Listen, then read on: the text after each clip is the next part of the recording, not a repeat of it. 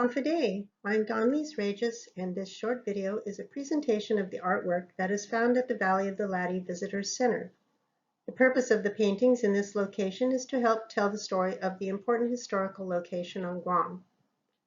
Several of the works you'll see were supported by a grant from the Guam Council on Arts and Humanities Agency and the Office of the Governor. But first, a little history. The island of Guam was settled by seafaring peoples over 4,000 years ago, possibly by travelers from Southeast Asia.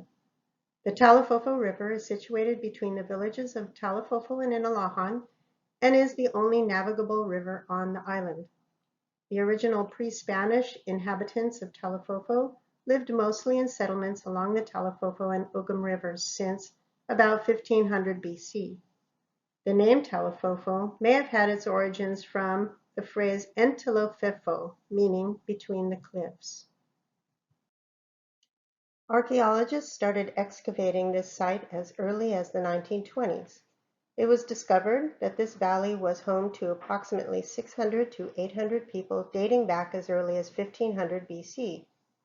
The most notable finds were clusters of latte sites throughout the valley and along the Talofofo River. Latte are usually arranged in parallel pairs of 8 to 14 and have been found in sizes ranging from 2 to 15 feet tall. Latte are unique structures found on Guam, Rota, and Tinian. It should be noted that latte are often associated with the legendary chief Taga, who, after being exiled by his father, moved his family to Rota and later to Tinian. Myths and legends about the House of Taga and the boy who leaped to Rota are thought to reflect the life of Chief Taga. Today, latte remain an important cultural symbol of Chamorro strength of character.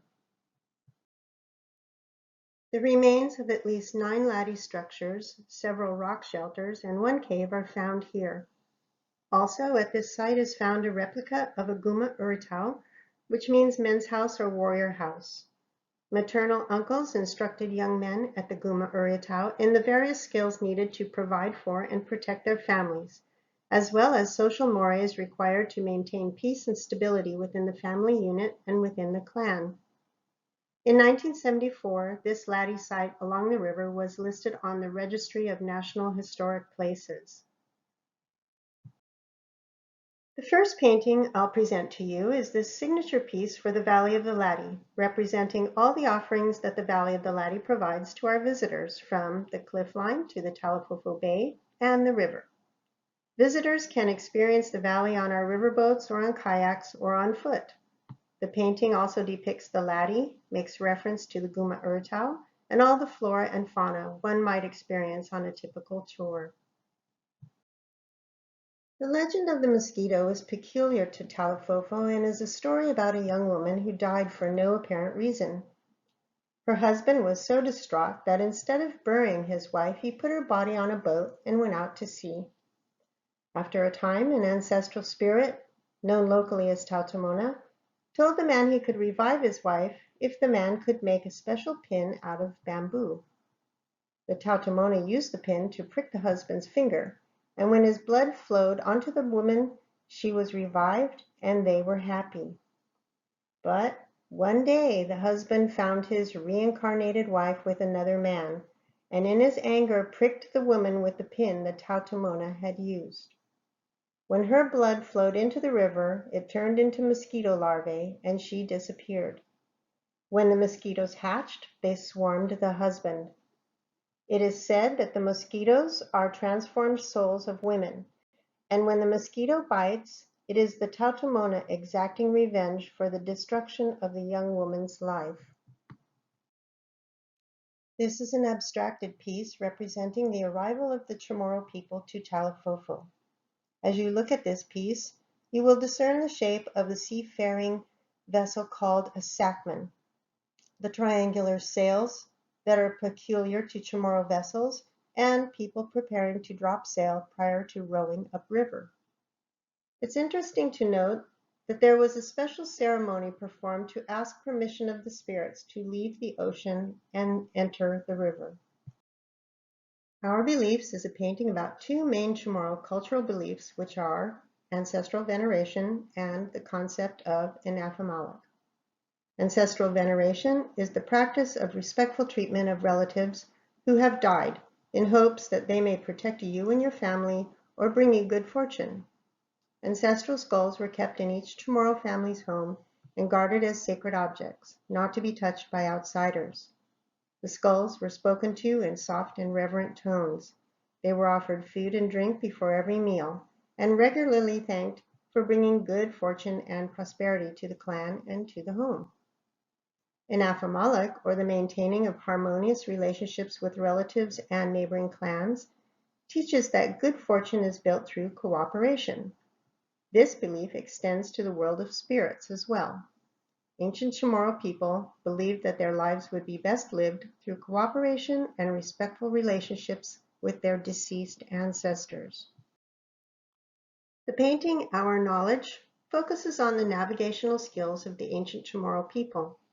Ancient Chamorros, like other Micronesian islanders, used an impressive array of skills to navigate their magnificent vessels. Most important was the use of the rising and setting stars to plot their course, but also vital were the abilities to discern differences in wave patterns, sea life, the color of the ocean, and cloud formations. In the center of this painting, the proas are represented. Around that are samples of the leaves from the trees that were typically used to build the proa. And then you see the various wave patterns, the skies that would give clues to weather patterns, and then the stars and the aspects of the moon used for navigation. This painting depicts the Spanish galleon that arrived in the Talofofo Bay and was greeted by Chamorros in their flying proas.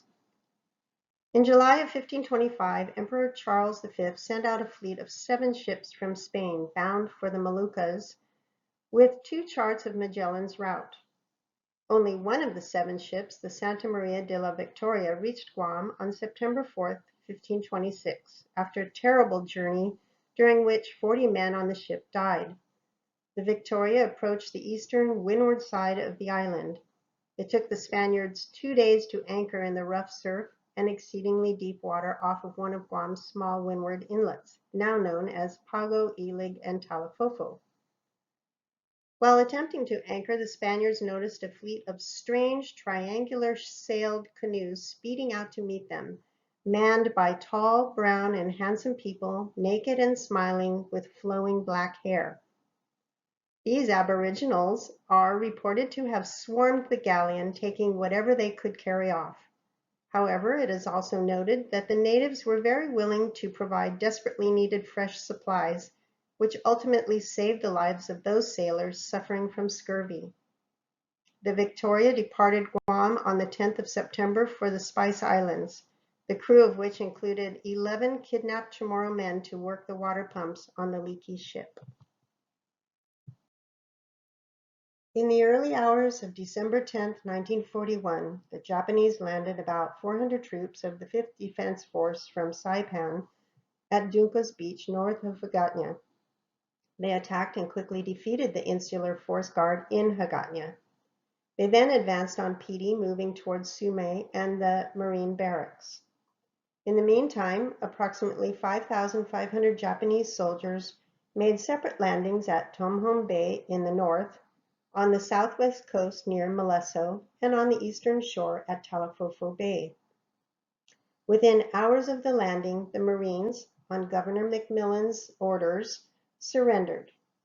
A few skirmishes took place all over the island before news of the surrender spread and the rest of the island forces laid down their arms. This large grouping represents a pre-contact village and the activities that typically occurred within Chamorro community.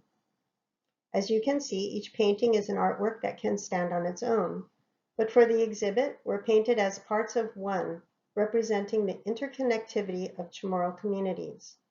Each of the 16 paintings are presented individually in the following slides.